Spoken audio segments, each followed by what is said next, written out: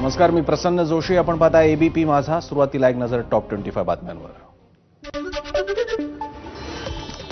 उपमुख्यमंत्री एकनाथ शिंदेंना भक्त शिरोमणी नामदेव महाराज पुरस्कार प्रदान. नामदेव महाराजांचे शेकडो अनुयायी वारकऱ्यांच्या उपस्थितीत झाला सोहळा.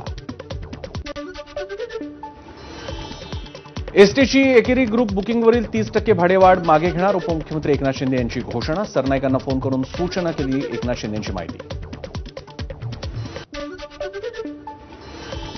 एकनाथ खडसेंचा एकेरी उल्लेख करत गिरीश महाजनांची फेसबुक पोस्ट. खडसेंना गुलाब देतानाचा प्रफुल्ल लोढांचा फोटो महाजनांकडून पोस्ट. तुमच्या गुलाबी गप्पा कोणासोबत रंगल्या, महाजनांचा सवाल.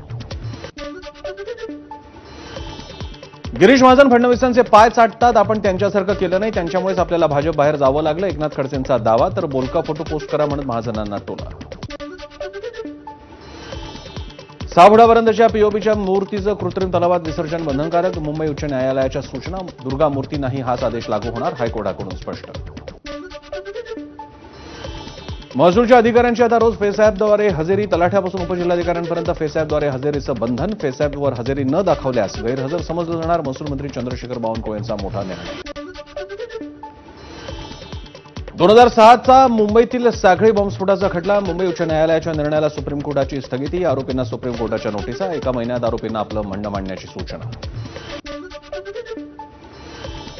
धावत्या मर्सिडीज मोटारीवर ऑरा फॉर्मिंग डान्स. तरुणीच्या धोकादायक कृत्याचा व्हिडिओ व्हायरल. व्हिडिओ नवी मुंबईच्या खारघरमधील असल्याची माहिती. लाईक्स आणि फॉलोअर्ससाठी तरुणीचं कृत्य. बेजबाबदार तरुणीवर गुन्हा दाखल.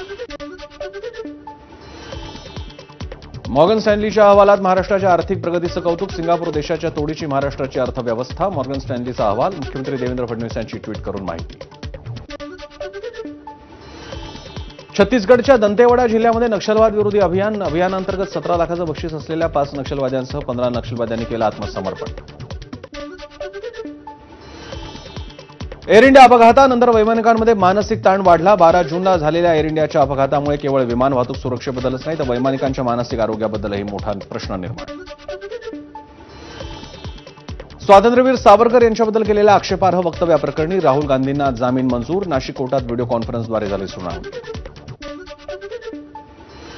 भारत आणि ब्रिटनमध्ये मुक्त व्यापार करार पूर्ण. भारताच्या 99% निर्यातीवर ब्रिटनमध्ये कर लागणार नाही. तर मोबाईल, लॅपटॉप, शूज, दागिने यासह अनेक गोष्टी होणार स्वस्त.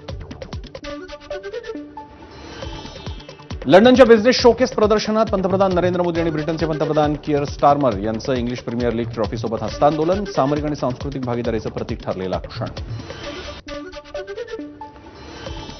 पंतप्रधान मोदी ब्रिटन दौऱ्यावर. मोदींनी ब्रिटनचे पंतप्रधान कियर स्टारमर यांची घेतली भेट. मोदींचं यावेळी झालं जंगी स्वागत.